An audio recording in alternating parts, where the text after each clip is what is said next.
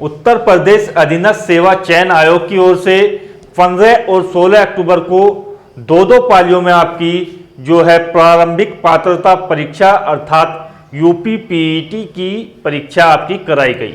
जो परीक्षा है सही तरीके से संपन्न हो पाई और इसमें जो छात्र हैं काफ़ी ज़्यादा छात्रों की परीक्षा छूट गई है, जिसमें 12 से लाख से अधिक अभ्यर्थियों की परीक्षा छूटी है, जो संख्या का लगभग 1/3 है। तो आप कहीं ना कहीं मान सकते हैं कि 3 हिस्से यदि अभ्यर्थी हैं तो 2 हिस्से ही परीक्षा दे पाए हैं। इसमें आपके जो है 25 से 26 लाख अभ्यर्थी ही एग्जाम दे पाए हैं जो आपके उपस्थित हुए। उसके आधार पर आपकी जो कट ऑफ है वो प्रत्येक शिफ्ट वाइज क्या है चलिए देख लेते हैं, और नॉर्मलाइजेशन में किस शिफ्ट को कैसे फायदा मिलेगा ये भी आपको बताया जा रहा है। तो जो दोस्त नए हैं चैनल को सब्सक्राइब कर लें और हाथ जोड़ करके आपसे रिक्वेस्ट है कि वीडियो को लाइक करें और अपना ओपिनियन, अपने मार्क्स जो हैं आप लोगों ने मैच कर लिए होंगे, चैनल पर जाकर के आंसर की आप लोगों के लिए डाली हुई है, तो कमेंट सेक्शन में अपने मार्क्स जरूर बताएं आफ्टर नेगेटिव मार्किंग के बाद। तो सही तरीके से अपने मार्क्स बताएं, अपनी कैटेगरी बताएं और अपना जो जेंडर है वो भी आप जो है कमेंट्स में बताइएगा। बात कर लेते हैं इसकी कट ऑफ की। तो देखिएगा कट ऑफ के जो मानक होते हैं ये मुख्य रूप से 4 चीजें जो है कट ऑफ को प्रभावित करती हैं।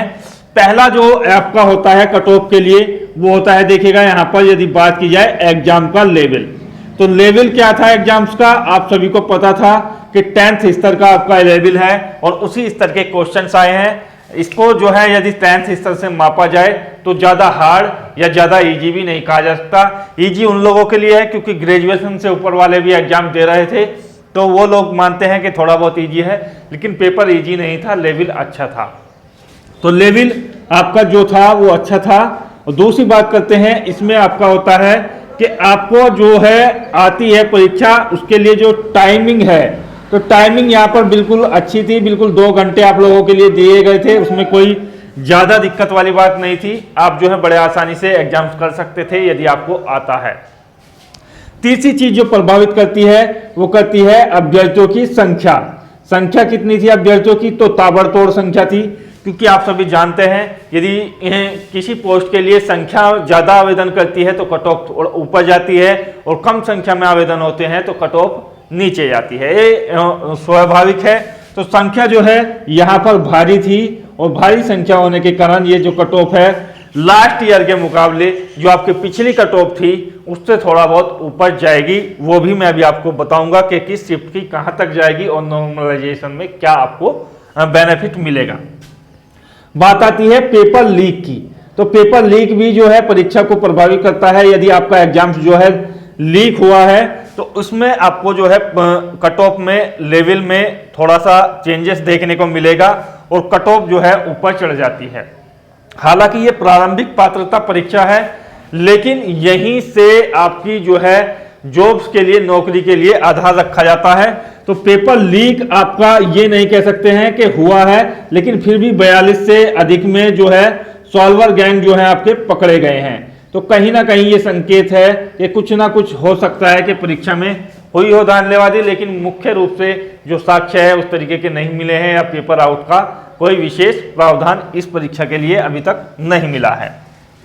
आ जाते हैं सीधे तौर पर इसकी कट ऑफ के ऊपर। तो कट ऑफ के लिए मैंने आपको बता दिया है कि 25 से 26 लाख अभ्यर्थी रहे हैं। ये यदि कट ऑफ की बात की जाए, फिर उसके बाद मैं आपको शिफ्ट वाइज जो है नॉर्मलाइजेशन का डेटा देता हूं। तो कट ऑफ में हम जो है यहाँ पर बांटते हैं आपको कैटेगरी में, और कैटेगरी आपकी जो है मुख्य रूप से होती है यूआर यानी कि अनरिजर्व, ओबीसी आपकी होती है, ईडब्ल्यूएस आपकी होती है, एससी, एसटी और आपकी जो है महिला कैंडिडेट्स के लिए कट ऑफ क्या रहेगी। रही बात आपकी जो मेल फीमेल की बात की जाए तो उसमें जो है फीमेल के लिए जाति वाइज कट ऑफ नहीं मिलेगी, केवल एक ही आरक्षण मिलता है और वो है महिला का आरक्षण। तो महिला की जाति वाइज आपकी कट ऑफ नहीं बनती है। और यदि मेरे विकलांग अभ्यर्थी हैं जो पीएच कैंडिडेट्स हैं किसी भी प्रकार के, तो उनकी कट ऑफ कहीं ना कहीं एससी के अनुरूप आपकी रहती है। तो यहाँ पर पूरे के पूरे 100 क्वेश्चंस में से यदि कट ऑफ की बात की जाए तो टोटल जो 100 क्वेश्चन थे वो आप लोगों ने किए होंगे। इसमें यदि बात करूं लेवल में तो 20 क्वेश्चन जो आपके आ रहे थे ग्राफ वाले केवल उन्हीं ने जो है अभ्यर्थियों को ज्यादा परेशान किया है। इसको बोल सकते हैं कि आप जो है कठिन स्तर का एग्जाम था। जिन लोगों को मैथ जो है ज्यादा नहीं आती है उन लोगों के लिए जो ग्राफ वाले 20 क्वेश्चन थे गणित के, ये बहुत ज्यादा हार्ड थे।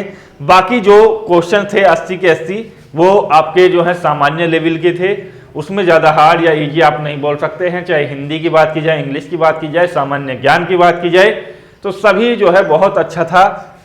तो यहां से आपका जो कट ऑफ बनता है वो देखिएगा कहां तक बनता है। ज्यादातर स्टूडेंट्स की जो अटेम्प्टिंग है वो चारों शिफ्टों के आसपास लगभग 2 से 4 क्वेश्चनों की बात छोड़ दी जाए तो लगभग बराबर आपके आ रहे हैं। उसके बाद मैं आपको नॉर्मलाइजेशन का बताऊंगा कि कैसे शिफ्ट में किस शिफ्ट को फायदा मिलता है। तो यहां से अटेम्प्टिंग जो अभ्यर्थी बता रहे हैं वो 80 से 90 के बीच जो है अभ्यर्थी सबसे ज्यादा जो है 75% अभ्यर्थी बता रहे हैं।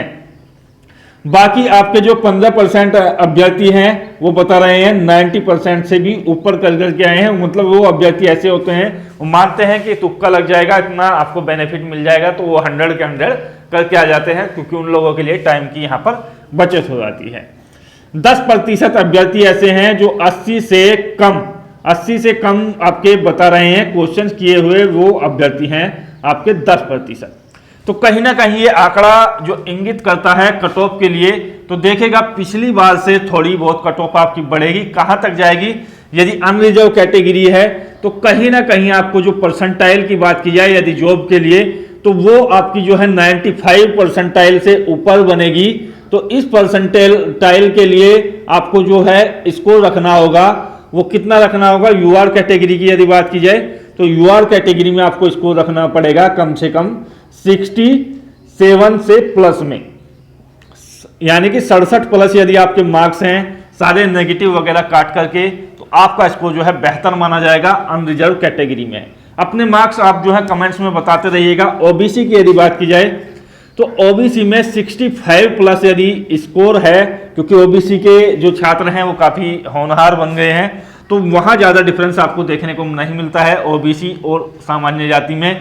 ईडब्ल्यूएस की भी कट ऑफ कहीं ना कहीं ओबीसी के आसपास ही रहती है, तो 65 के आसपास ही आप इसकी कट ऑफ मान सकते हैं।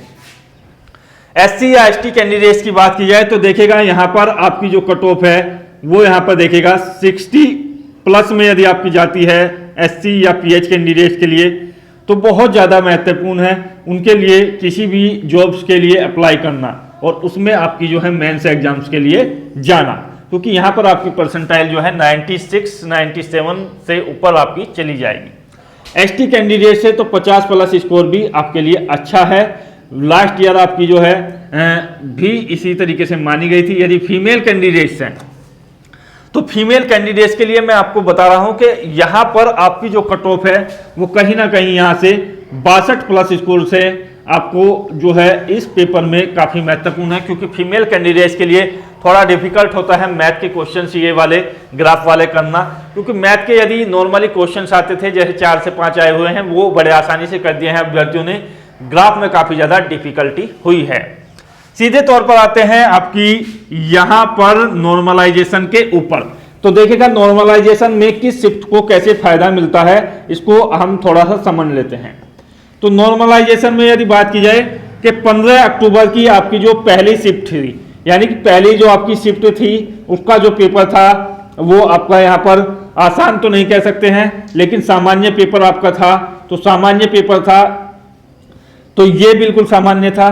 दूसरी शिफ्ट का यदि बात की जाए तो ये भी आपका जो है सामान्य पेपर था, लेकिन यहाँ और यहाँ में क्या डिफरेंस आता है? यदि आप पहला ही एग्जाम से देते हैं जिन अभ्यर्थियों को, उनको पैटर्न का पता नहीं होता है कि किस टॉपिक से क्वेश्चन पूछे जा रहे हैं।